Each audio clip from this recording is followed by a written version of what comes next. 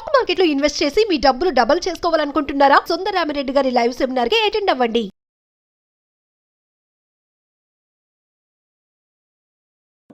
నమస్తే కళ్యాణ్ గారు. కళ్యాణ్ గారు, సునీత అనే ఒక అమ్మాయి మనకి మెయిల్ చేసింది. వైఫ్ అండ్ హస్బెండ్ మధ్య ఉన్న ఒక చిన్న ఇష్యూ అన్నమాట. అది ఎక్కడ దాకంటే ఇంకా విడిపోదాము అనుకునే సిచ్యువేషన్కి వచ్చింది. సో ఫస్ట్ దాని గురించి మనం మాట్లాడాలి, మీ సలహా వాళ్ళకి అందించాలని చెప్పేసి ఫస్ట్ కాల్ కింద తీసుకుంటున్నాను.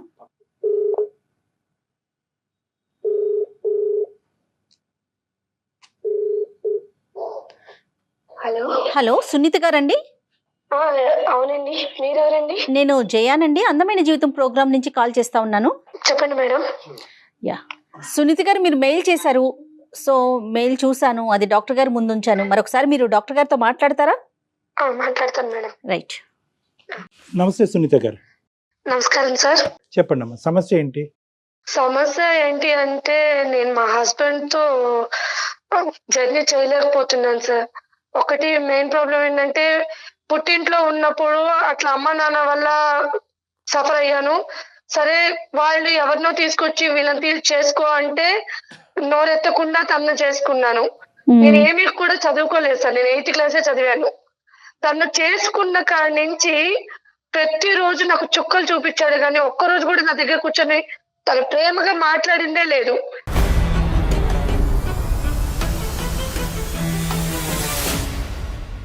పైగా అనుమానం, కొడతారు, తను ఇష్టం వచ్చినట్టు చేస్తారు. ఏం చేస్తుంటాడమ్మా ఆయన? తను జాబ్ చేస్తారు మేడం, సాఫ్ట్వేర్. పిల్లలు ఉన్నారా? 2 పిల్లలు మేడం. Okay okay. ఏమన్నా అలవాట్లు ఉన్నాయమ్మా? అలవాట్లు అంటే అన్నీ ఉన్నాయి మేడం. ఏంటమ్మా అంటే వివరించమ్మా. అలవాట్లు అంటే ఎటువంటి అలవాట్లు? అలవాటు తర్వాత మీ మీద ఈ హింస, ఈ వైలెన్సా, లేదంటే అలవాట్లు లేనప్పుడు కూడా హింస? అలవాట్లు అంటూ తాగుడు పోతోనైనా భరించొచ్చేమో గానీ తిరిగిపోతోళ్ళని అయితే భరించలేదు సార్ ఎవరు కూడా.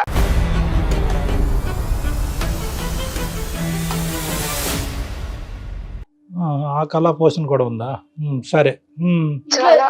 సునీత గారు, ఇంట్లో ఎవరెవరు ఉంటారు? మీ అత్తయ్య మామయ్య అందరూ జాయింట్ గా ఉంటారా? వాళ్ళు ఎవరు ఉండరు మేడం, నేను మా హస్బెండ్ మా పిల్లలు మాత్రమే ఉంటాం. Okay okay. రైట్ అమ్మా. కాదమ్మా, అంటే హింస అంటే ఏంటమ్మా? ఊరికి ఏదో ఒక కారణం చూపెట్టి నీలో ఇది ఉంది ఇది లేదు, ఈ వంట బాగుంది బాగాలేదనే ఉద్దేశంతో అంటాడా, లేదంటే ఏ కారణం లేకపోయినా కూడా హెరాస్ చేసేటటువంటి మేల్ షవరిజమా? అంటే ఎలా ఉంటదంటే ఆ టార్చరు, ఒక చోట కూర్చోలేడు, ఒక చోట నిలబడినివ్వడు, గుడికి వెళ్ళినా డౌటే, బడికి వెళ్ళినా డౌటే అన్నట్టుగా ప్రతిరోజు ఎవరైనా ఉన్నారా నీకు, ఎవరికన్నా వెళ్ళావా, ఇప్పుడు దాకా ఎక్కడికి వెళ్ళావు, స్కూల్కి వెళ్ళి పిల్లల్ని తీసుకొచ్చేటప్పుడు కూడా ఇప్పుడు దాకా నువ్వు ఇంట్లో లేవు, నాకు ఎవరో ఒకరు చెప్తా ఉంటారు ఎక్కడికి వెళ్ళావు అని అడుగుతాడు. ఏం మాట్లాడుతున్నారండి మీరు అంటే ఇంకా దాని వల్ల ఇంకా మాటకు మాట ఇంకా సాగదీస్తానే ఉంటాడు. అదొకటి పక్కన పెడితే ఒక రిలేషన్షిప్ అనేది చూడడు, ఒక వావి వరుసలు లేకుండానే పోతాడు. అంటే ఒక చెల్లి ఒక తల్లి అలాంటి రిలేషన్ లేవు తన దగ్గర.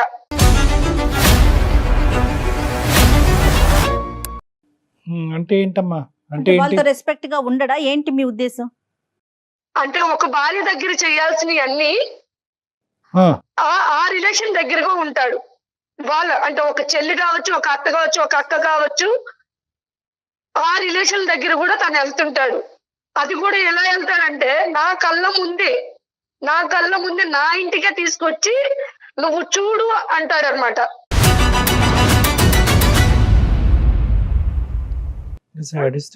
చెప్పేది కాదమ్మా. ఎవరిని తీసుకొస్తాడు, ఏం చూపెడతాడు అంటే ఏంటి?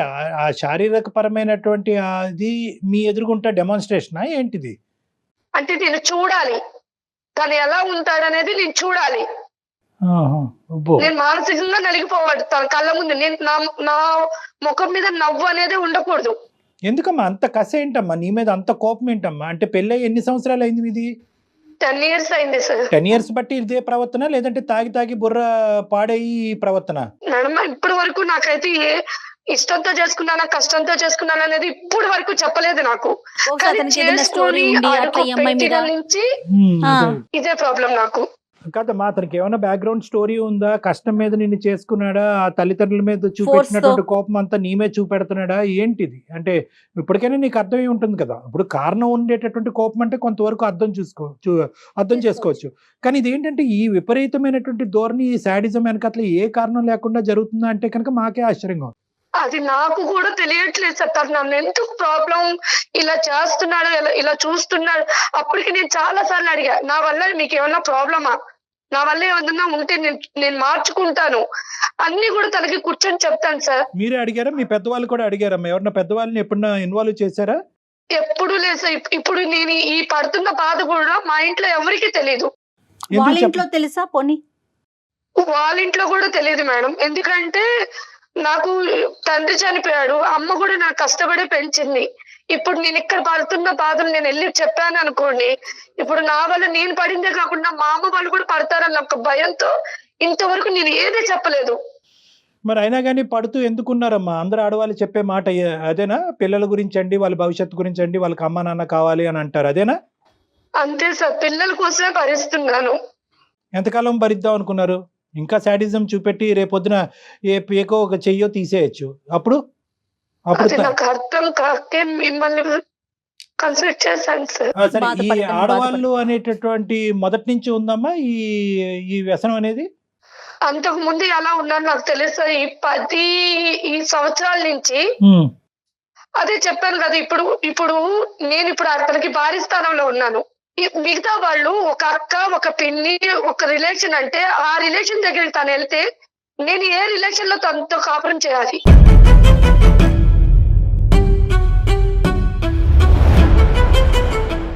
వాళ్ళు అంత దిగజారుడు ఏంటమ్మా? ఇప్పుడు ఓకే, ఇతను అంటే కనుక ఇతను వ్యక్తిత్వం, పర్సనాలిటీ భయంకరం ఉంది అనుకోవచ్చు.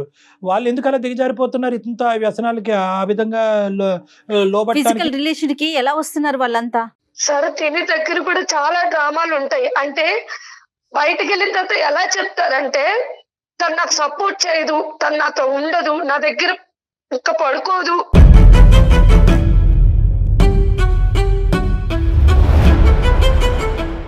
నేను ఎలా ఉండాలి, మీరైనా నన్ను అర్థం చేసుకుంటారేమో, అందుకే మిమ్మల్ని నేను కోరుకుంటున్నానని వాళ్ళ దగ్గర చెప్పడం. ఒక్కొక్కసారి ఏం చేస్తాడంటే నా ఫోన్ లో ఉన్న లిస్ట్ లో నా ఫ్రెండ్ సర్కిల్ తీసుకొని నాకు తెలియకుండానే వాళ్ళకి మెసేజ్ చేస్తున్నాడు.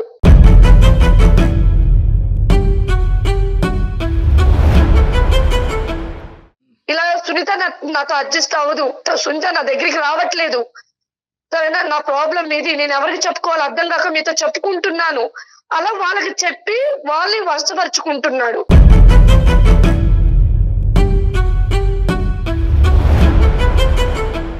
కాదమ్మా, ఇప్పుడు పిల్లల వరకు బాధ్యతలు తీసుకోవటం, స్కూల్ ఫీజులు కట్టడం, పిల్లల వరకైనా బాగా చూసుకుంటాడా? పిల్లలు ఉన్నారంటే ఉన్నారు సార్. అసలు వాళ్ళు పట్టించుకోవడం కానీ, వాళ్ళు సరదాగా బయటకు తీసుకెళ్ళడం కానీ ఏమి చేయడు. మరి ఎందుకు తల్లి 10 ఏళ్ళ నుంచి భరించడం ఏంటమ్మా? ఎప్పుడో నిర్ణయం తీసుకోవాలి కదా నువ్వు, ఇంకా సమాజం అనేది ఒకటి ఉంది కదా మేడం, ఆ సమాజం కోసం బతికాను. ఈ కథ విని విని విని అలసిపోయామమ్మా. ఈ సమాజం ఏది? ఆ సమాజం వచ్చి నీ మీద సిగరెట్ పీకలతోనో లేదంటే చెప్పులతో కొట్టేటటువంటి పరిస్థితి వచ్చినప్పుడు ఆ సమాజం వచ్చి ఆపమనండి. ఏదా సమాజం? రేపొద్దున ఆడపిల్లలు ఇద్దరు మనసులో ఎలాంటి ప్రభావం ఉంటుంది? వాళ్ళు పెరిగి పెద్దయి ఒక ఇంటికి వెళ్లాల్సిన పిల్లలు కదా, రేపొద్దున పెళ్లి అంటే వణికిపోరు కాదు? ఈ ప్రవర్తన పిల్లలు కూడా చూస్తున్నారమ్మా. చూస్తున్నారు సార్, ప్రతిరోజు. నా బాధ కూడా అదే. ప్రతిరోజు ఆ పిల్లలు అమ్మకేమవుతుంది అన్న భయంలోనే బతుకుతున్నారు.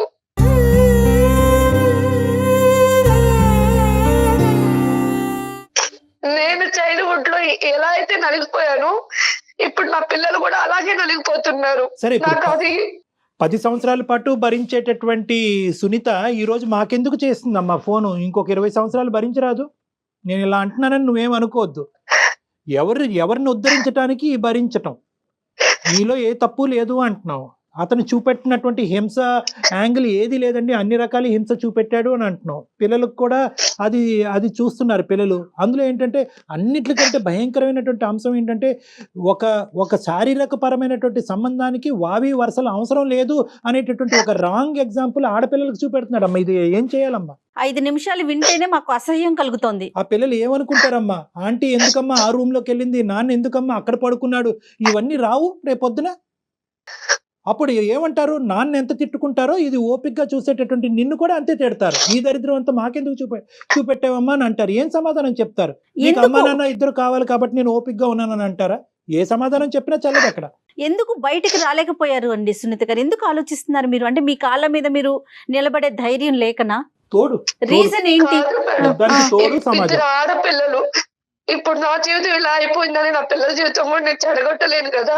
రేపు అనే రోజు మీ నాన్న ఎక్కడ అంటే ఆ పిల్లలు సమాధానం చెప్పుకోకుండా తలదించుకొని బాధపడతారేమోనని ఇన్ని రోజులు ఒకటి సర్దుకున్నాను. సునీత గారి పెద్ద ప్రాబ్లం ఏమొచ్చిందంటే కనుక ప్రతి రోజు ఇలాంటి ఒక 20-30 కథలు వింటా ఉంటానమ్మా. ప్రతి వాళ్ళు ఇదే అంటారు. రేపొద్దున అదే పిల్లలు రేపొద్దున ఇంకో విధంగా మాట్లాడతారమ్మా. మీరేమనుకుంటారంటే నాన్న ఎక్కడమ్మా అనే ప్రశ్న అడుగుతారేమో, ఆ ప్రశ్న అడగకుండా వాళ్ళని కాపాడాలని మీరు అనుకుంటున్నారు. మీకు అర్థం కానిది ఏంటంటే ఇలాంటి నాన్నతో ఎందుకమ్మా ఇంతకాలం ఉన్నావు, ఇలాంటి నాన్ని మాకెందుకు చూపెట్టావమ్మా, మగజాతి మీదే నమ్మకం పోయే విధంగా మమ్మల్ని ఎందుకు తయారు చేసావమ్మా అని అడిగే పిల్లలు కూడా ఉన్నారు. అడుగుతారమ్మా, అడుగుతారండి రేపొద్దున. కాదు అంటే కలిసి ఉండటానికే నిర్ణయించుకున్నారా? ఆ మనిషిని మార్చేది వద్దా? Okay okay. ఎందుకంటే ప్రతిరోజు నిద్ర లేకుండా బతకలేను, ఆకలి దాచుకొని బతకలేను సార్ నేను.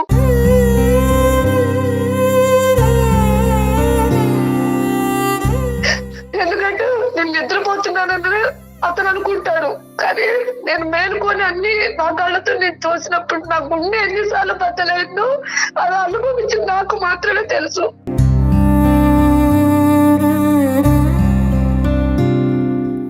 ఈ రోజు మీ మీద గర్జిస్తున్నాం కానీ, మేము కోపడుతున్నాం కానీ, అంటే నువ్వు నిర్ణయం సరైన సమయంలో తీసుకోలేదనే బాధతో అంటున్నాం కానీ, నీ బాధ మాత్రం అది వర్ణించలేమమ్మా.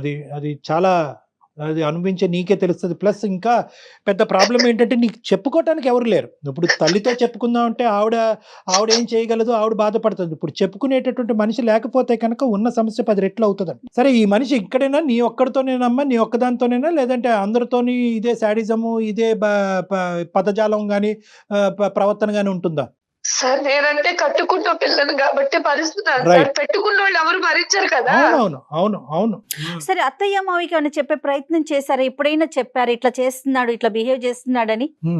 వాళ్ళ దృష్టికి ఏమైనా తీసుకెళ్లారా? నువ్వు వాళ్ళ దగ్గరికి వెళ్ళినా నేను ఒప్పుకోను. అదేలే, మా అమ్మ ఏం చెప్తే నువ్వు అదే వినాలి. నీ బాధ చెప్పు చేతుల్లోనే నీ బాధను కూడా ఎవరికి చెప్పుకోకూడదు. నేను ఎలాగే ఉంటాను, నువ్వు బాధను అనుభవిస్తూనే ఉండాలి. ఎవరి దగ్గర నీ బాధను కక్కకూడదు. ఎవరు నీకు సహాయపడటానికి రాకూడదు. అది అన్యాయం. ఈవిడేమంటారు? ఇది అమాయకత్వం అంటారా, మూర్ఖత్వం అంటారా, ఏమంటారు? సరేనమ్మా, ఇప్పుడు మమ్మల్ని ఏం చేయమంటావు చెప్పు. నిర్ణయం అయితే తీసుకున్నానని అంటున్నావు. ఇందులో నాకు నిద్రలేని రాత్రులు, పిల్లలకి దరిద్రం ఇంక నేను చూపెట్టకూడదు అనేటటువంటి ఆలోచనలో నువ్వు వచ్చావు. మరి మా పాత్ర ఏంటి? ఈ రోజు ఎందుకు మాకు ఈమెయిల్ పంపించారు? నాకు అతను వద్దు సార్. నేను చదువుకోపోయినా 4 ఏళ్ళ పని చేసుకున్నా నా పిల్లలు బతికించుకుంటాను. లేట్ అయినా లేటెస్ట్ గా వచ్చు. నాకు అతను వద్దు. ఓకే, నాకు అతని దగ్గర నుంచి నాకు విడాకులు కావాలి. దానికి ఒక అడ్వకేట్, మంచి అడ్వకేట్ ని చూసి మీకు మేము ఆ ఫోన్ నెంబర్ అది ఇస్తాం, దానికి సంబంధించి హెల్ప్ చేస్తాం. ఓకే, అందుకే మెయిల్ చేశాను మేడం. నాకు ఇంకెవరు లేరు కాబట్టి మీకు మెయిల్ చేశాను. మీరు చేస్తుంది కరెక్టో కాదో అనే ఒక కన్ఫ్యూజన్ లో ఏమన్నా ఉన్నారా? అదేమన్నా క్లారిటీ కోసం డాక్టర్ గారి సలహా తీసుకుందామని అనిపించిందా మీకు? అనిపించింది మేడం. రైట్. తను చెప్పలేకపోతుంది పాపం తన నిర్ణయం కరెక్టా కాదా అనేది తనకి. చాలా మంది ఆడవాళ్ళు మన దగ్గరకు వచ్చి సార్ ఈ రోజుతో నేను డిసైడెడ్ సార్, ఇంకా అతను వద్దు దండం పెడుతున్నాను అంటారు. కట్ చేస్తే కనుక మర్నాడు వచ్చి సరే సార్ అతనితో కంటిన్యూ అవుతానంట. సో ఇప్పటికీ కూడా మీరు ఏం నిర్ణయం తీసుకున్నారు అనేది ఇప్పటికీ కూడా మాకు క్లారిటీ లేదు, బహుశా మీకు క్లారిటీ లేదు. ఇప్పుడు మనం కాల్ చేసినా కూడా ఇచ్చే స్థితిలో కూడా లేడు అనుకుంటున్నాను మేడం. నేను ఈ హింసాత్మకుడితో నేను ఉండకూడదనే నిర్ణయం తీసుకున్నా కాబట్టి ఫోన్ చేస్తే కనుక కొత్తగా వచ్చేటటువంటి ప్రాబ్లం ఏమీ లేదు. ఎత్తితే అదృష్టం. చూద్దాం, ఒకసారి ట్రై చేద్దాం. కలుపుతున్నాను sir. Right, okay. The person you are speaking with has put your call on hold. Please stay on the line. మీరు హలో సుమన్ టీవీ వాళ్ళకి దాంట్లో అందమైన జీవితం ప్రోగ్రామ్ కి నేను మెయిల్ చేశాను. దాంట్లో డాక్టర్ కళ్యాణ్ చక్రవర్తి గారు సైకాట్రిస్ట్ అలాగే జయ మేడం గారు కూడా ఉన్నారు. నా వర్షంలో నేను అన్ని చెప్పుకున్నాను. వాళ్ళు మీతో మాట్లాడతారంట, ఒకసారి మాట్లాడండి. నాతో ఏం మాట్లాడతారంట? ఏం మాట్లాడతారు వింటేను కదా తెలుస్తుంది. అయినా నువ్వు ఎందుకు వెళ్ళావు ప్రోగ్రామ్? ఎందుకు వెళ్ళావు? నా కోసం నీకు తెలుసు కదా. పిచ్చి పిచ్చి వేషాలు వేస్తున్నావు ఏంటి? ఇప్పుడు నాతో వాదించమని నేను అడగలేదు, నన్ను తిట్టమని నేను అడగట్లేదు. ఒకసారి వాళ్ళతో మాట్లాడమంటున్నాను. నువ్వు ప్రోగ్రామ్ ఎందుకు వెళ్ళావు అన్నా నేను ఫస్ట్. ఆవిడ రాలేదండి, రాలేదు. ఏం పేరమ్మా? అతని పేరేంటమ్మా? నమస్తే బాబు, నీ పేరు అడగలేదు. నీ పేరేంటన్నా? రమేష్ అండి. రమేష్. రమేష్ నమస్తే. నమస్తే అమ్మా. తర్వాత ఇంకా చాలా నమస్తేలు పెడతాం. మీరేం కంగారు పడకండి. ఆవిడేమి మాకు ఫిజికల్ గా మన ఆఫీస్ కి రాలేదు. మీరెవరో కనిపించరు, ఆవిడ కనిపించదు. జస్ట్ మీ ఇద్దరి మధ్య జరుగుతున్న ఒక ఇష్యూని మా దాకా షేర్ చేసింది. తనకి ఏమి పాలుపోక, ఎవరికి చెప్పుకోవాలో తెలియక, దిక్కులేని పరిస్థితుల్లో ఉండి. ఇంట్లో ప్రాబ్లం కదా, మా పర్సనల్ ప్రాబ్లం తీసుకొచ్చి ఇప్పుడు టీవీ ప్రోగ్రామ్ ఇవ్వడం ఏంటండి? అది అసహ్యంగా. పర్సనల్ ప్రాబ్లమే కాదనట్లేదు, అది పర్సనల్ గా తేలట్లేదు కదా. ఇక పర్సనల్ ప్రాబ్లం దాటి అది ఎప్పుడో పబ్లిక్ అయింది.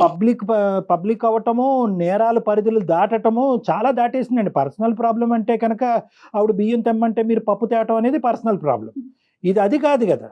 ఆవిడ 10 సంవత్సరాల పాటు భయంకరమైనటువంటి హింసకు గురయ్యి ఎవరితో చెప్పుకోలేక ఒక బానిసలాగా ఒక భయంకరమైనటువంటి స్థితిలో 2 ఆడపిల్లలు పెట్టుకుని అక్కడ బతుకుతుంది. ఆవిడ చెప్పినటువంటి వర్జన్ కరెక్టా రాంగా అనేటటువంటిది ఫైనల్గా ఒకసారి తేల్చుకునేటటువంటి ఉద్దేశంతో చాలా మర్యాదపూర్వకంగా మిమ్మల్ని గౌరవిస్తూ రమేష్ గారు మీ వర్జన్ ఏంటో చెప్పండి అని రిక్వెస్ట్ చేస్తున్నాం. అసలు ఏం జరుగుతుంది ఇక్కడ చెప్పుకోవటానికి ఆవిడకి తల్లి లేదు, ఎవరూ లేరు. కాబట్టి అన్నీ మేమే అన్నట్టుగా ఆవిడ ఈరోజు మాకు ఫోన్ చేసింది. మేము ఆవిడకి ఫోన్ చేయడం జరిగింది. ఆవిడ చెప్పుకుంది. ఇప్పటికైనా ఒక కాసేపు సానుకూలంగా ఒక కూల్ వాతావరణంలో మర్యాదపూర్వకంగా మాట్లాడుకుందాం. ఇది తేల్చే అంశమా, తేల్చలేనటువంటి అంశమా? ఏం మాట్లాడతాం సార్? ఇది ఫ్యామిలీ విషయాలు కదా సార్. ఇలా వీధిని ఎక్కడ అనేది కరెక్ట్ కాదు కదా. అలా కాదు, వీధి ఎక్కలేదండి. ఇది వీధి కాదు. సారీ, మీరు ఆ మాట అంటే కనుక నేను ఖండిస్తాను.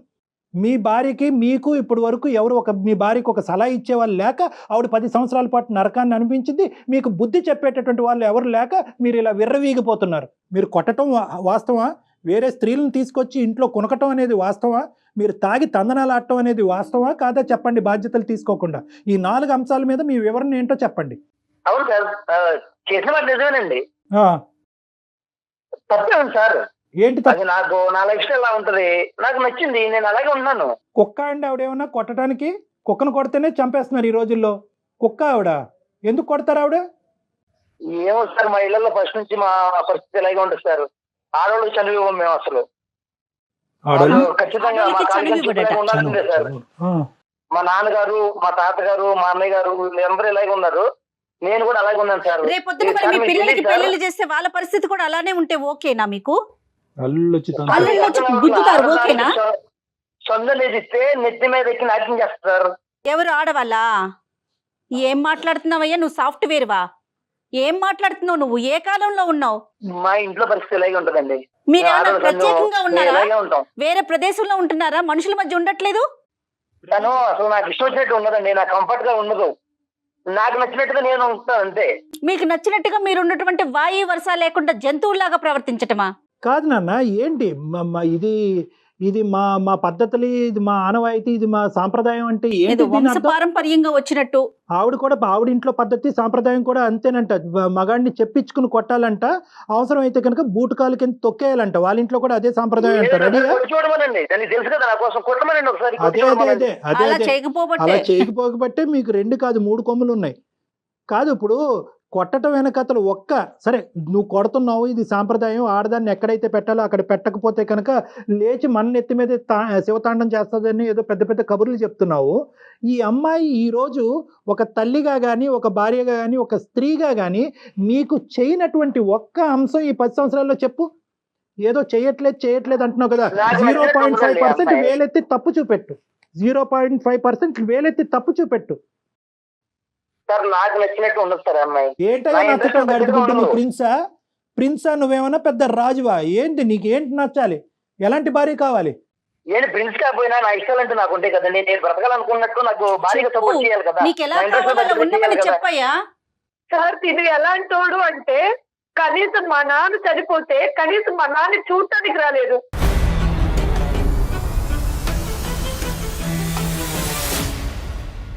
కనీసం ఎవరైనా మా నాన్నకి ఏమైనా దహనం చేస్తారంటే అది కూడా చేపించలేదు. నా చేతులతో ఒక ఆడపిల్లగా నేను చేశాను దానం మా నాన్నకి.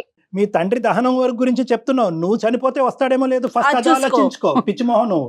నువ్వు చనిపోతే కానీ, లేదంటే నీ పిల్లలు ఏమన్నా భయంకరమైన ఆరోగ్య పరిస్థితిలో చిక్కుకుంటే కనుక వాళ్ళ చావు బ్రతుకుల మధ్యన అది రాకూడదని నేను భగవంతుని కోరుకుంటున్నా.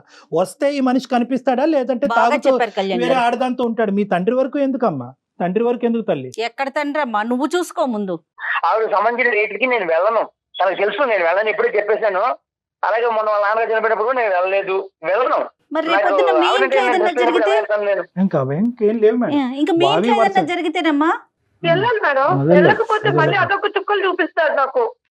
అలా కదా రమేష్, ఇవన్నీ ఒకెత్తు, చిచ్చి. ఇవన్నీ ఒకెత్తు. నేను కొనసాగటం కూడా నాకు ఇంకా అసహ్యంగా ఉంది. ఎందుకంటే నీలాంటి వాళ్ళకి కౌన్సిలింగ్ చేస్తే కనుక నేను పోయి ఎవరి చేతన కౌన్సిలింగ్ చేయించుకో. అది కాదు, ఇదంతా ఒకెత్తు. ఒక్క పాయింట్ నాకు చెప్పు. వావి వరుసలు లేకుండా వేరే ఆడవాళ్ళు ఎవరు మీ ఇంట్లోకి ప్రవేశిస్తున్నారు?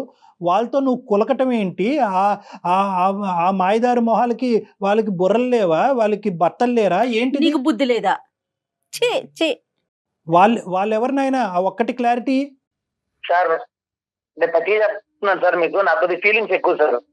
ఏ ఫీలింగ్? ఆ ఫీలింగ్ తిను నన్ను కరెక్ట్గా సపోర్ట్ చేయదు సార్, ఎంకరేజ్ చేయదు. నాకు నచ్చినట్టుగా నా ఇంట్రెస్ట్ తగ్గట్టుగా తను ఉండదు సార్. నీకు కుక్కనో పందునో తీసుకొచ్చుకోలేకపోయావా? ఒక కుక్కనో పందునో తీసుకొచ్చుకోలేకపోయావా? ఆడవాళ్ళు ఎందుకు? అలా తీసుకొస్తాం సార్ మనుషులు. ఏం మాట్లాడుతున్నావు? రగిలిపోతుంది అసలు. నాకు నచ్చిన వాళ్ళు ఉంటారు సార్, వాళ్ళు నేను తెచ్చుకున్నాను. ఎందుకు నీకు సరైనటువంటి సమాధానం తెచ్చుకున్నాను? పోలీసులు చెప్పాలి. ఈ అమ్మాయి బుర్ర బుద్ధి లేక ఈ అమ్మాయి ఇలా ఉంది, కానీ నీకు సరైనటువంటి సమాధానం పోలీసులు చెప్పాలి. లీగల్ గా నీకు శిక్ష పడాలి సార్. దానికి కూడా రీజన్స్ ఉన్నాయి సార్. తిను నా ఇంట్రెస్ట్ తగ్గట్టుగా ఉండదు. సో నా ఇంట్రెస్ట్ నచ్చిన వాళ్ళు ఉంటారు, నేను అలాంటి వాళ్ళతో ఉంటాను సార్. తప్పే ఉంది.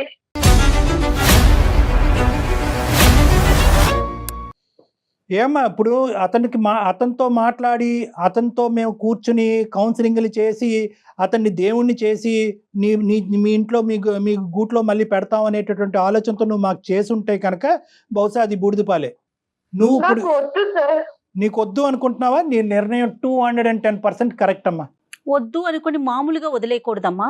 ఒక అడ్వకేట్ కి దగ్గరికి వెళ్ళి ఇది పోలీస్ స్టేషన్ అప్లై చేయటము, లేకపోతే డివోర్స్ కోసం వెళ్ళటం కాదు, ముందు పోలీస్ కంప్లైంట్ ఇవ్వాలని చెప్తాను నేనైతే. తనొద్దనుకోవడం కాదు, నేను ఒప్పుకున్నాను తనని. తనకి చెప్పండి, తనొద్దనుకోవడం కాదు, తనే నాకు వద్దు, నాకు తను సూట్ అవ్వదు, నా ఇంట్రెస్ట్ దగ్గర తను ఉండదు, తను నాకు వద్దండి.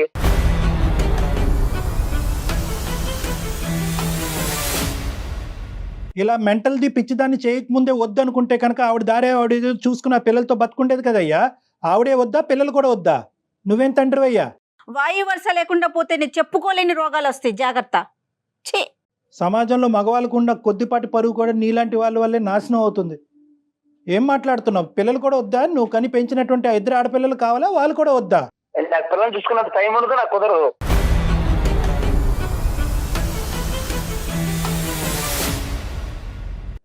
రమేష్, చెప్పండి. నీకు కొన్ని సర్ప్రైజ్ రిటర్న్ గిఫ్ట్లు తొందరలోనే వస్తున్నాయి. నువ్వు అవి వింటే కనుక ఇప్పుడే షాక్ అవుతావు, కాబట్టి దయచేసి నువ్వు ఫోన్ పెట్టేసే. ఆ అమ్మాయితో మేము మాట్లాడాలి. బాయ్ నాన్న. ఏం పర్లేదు సార్, నేను చూసుకుంటానండి. అలాగే చూసుకో. పెద్ద గొయ్యి తవ్వుకుని అందులో చూసుకో. బాయ్. సరే అండి. అమ్మ పెట్టాడమ్మా అతను ఫోను. పెట్టేశాడు. సరే, ఇంకో చూడు సునీత, నీ బాబాయ్. ఓపికి శతకోటి వందనాలే తల్లి. 10 ఏళ్ళ భరించేది ఇలాంటి మృగంతోనా? ఇప్పుడు తనకి ఏం చేయమంటారు? మీ సలహా ఏం చెప్తారు? లేదమ్మా, ఇప్పుడు ఇది మన పర్వ్యూలో లేదమ్మా. ఇప్పుడైనా కూడా నీ స్ట్రెంగ్త్ని బిల్డప్ చేసుకో, నీ కాన్ఫిడెన్స్ని బిల్డప్ చేసుకో. నువ్వు ఒక రాణి లక్ష్మీబాయి లాగా పోరాడవలసినటువంటి సమయం ఆసన్నమైంది.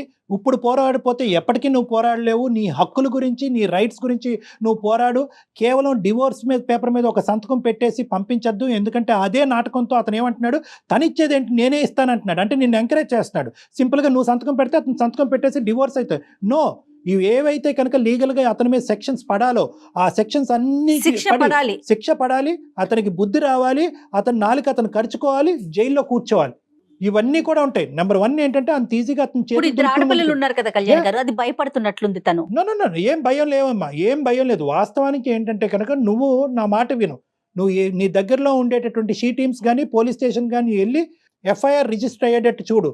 ఆ తర్వాత కోర్టులో కూడా నువ్వేంటంటే నీ పిల్లలకు కావాల్సినటువంటి మెయింటెనెన్స్, నీకు కావాల్సినటువంటి ఏలంని, ఆర్థికంగా నువ్వు చదువుకోలేదు కాబట్టి, నువ్వు ఉద్యోగం చేసుకోవట్లేదు కాబట్టి నీకు కావాల్సినటువంటి మెయింటెనెన్స్, ఇవన్నీ లీగల్ టర్మ్స్ అనుకోండి, ఇవన్నీ నేను మాట్లాడను. అవన్నీ కూడా ఒక లాయర్ పని గాని, ఒక చేద్దాం పోలీస్ కళ్యాణ్ స్టేషన్ గారు. ఎవరైనా నీకు మనకి help చేస్తారు. మనకున్న చాలా మంది గెస్ట్లు ఉన్నారు అడ్వకేట్స్. Very good. సో నేను ఒక్కసారి వాళ్ళతో తనతో మాట్లాడిస్తాను సునీత. షూర్. అమ్మాయి కావాల్సినటువంటి అవుట్ రైట్ సపోర్ట్ నీకు మా సైడ్ నుంచి ఉంటదమ్మా. ఇక ముందు ఎవరు లేరు అనేటటువంటి భావంతో నువ్వు ఉండద్దు. సుమన్ టీవీ యాజమాన్యం అవనండి, జయ గారు కానీ అవనండి, ఎవరైనా కూడా మీ అందరం మీ తోడుంటాము. నీకు ఏ సమయంలో ఉన్నా, ఎంత అవసరం ఉన్నా కూడా మాది ఒక కాంటాక్ట్ నెంబర్ ఇస్తాము. ఆ కాంటాక్ట్ నెంబర్ కాల్ చేయండి. నీకు సరైనటువంటి దిశ మేము చూపెడతాం. ఇది మా సైడ్ నుంచి ప్రామిస్. 100%. కానీ మీరు కోర్టుకు వెళ్ళి, ఐ మీన్ స్టేషన్ కి వెళ్ళి అతని మీద కేసు పెట్టకుండా ఎట్టి పరిస్థితుల్లో ఇంటికి వెళ్ళకండి. చేసుకోవచ్చు కాదండి, ఇంటికి వెళ్ళకూడదు కదా కళ్యాణ్ గారు? నీకు కావాలంటే కనుక పోలీస్ స్టేషన్కి వెళ్తే కనుక ఇతని దగ్గర నుంచి నాకు ఈ థ్రెట్ ఉంది, ఇంతకాలం నేను ఇంత హింసపడ్డాను, ఈ నిర్ణయం తీసుకుంటున్నాను కాబట్టి అతని కక్ష ఇంకా ఎక్కువయ్యి నన్ను చంపేటటువంటి ప్రయత్నం చేస్తాడు కాబట్టి నాకు పోలీసు వారి చేత రక్షణ కావాలి అని చెప్పి కూడా నువ్వు పెట్టుకోవచ్చమ్మా. రైట్, కరెక్ట్ అండి. Okay madam. చాలా ధైర్యంగా ఉండు తల్లి. నేను మన ఈ ప్రోగ్రామ్ అయిపోయిన తర్వాత ఒక అడ్వకేట్ తో నేను మాట్లాడి వాళ్ళ నెంబర్ నీకు నేను పాస్ ఆన్ చేస్తాను. వాళ్ళతో ఒకసారి నీ ప్రాబ్లమ్ ఇంకా క్లియర్ గా, ఇప్పుడు ఎందుకంటే నువ్వు కెమెరా, ఐ మీన్ ఫోన్ లో మా అందరి మధ్యలో నువ్వు చెప్పలేకపోతున్నావేమో, బహుశా నీకున్న ప్రతి సమస్యని వాళ్ళతో వివరించు. దాన్ని బట్టి నెక్స్ట్ ఏం చేద్దాం అనేది ఆలోచిద్దాం. కానీ ధైర్యంగా ఉండు, దాన్ని మాత్రం కోల్పోవద్దు. ఓకే అమ్మా. ఆల్ ద బెస్ట్ అమ్మా. God bless you. All the best. Right అండి. Thank you so much. Right Jaya గారు.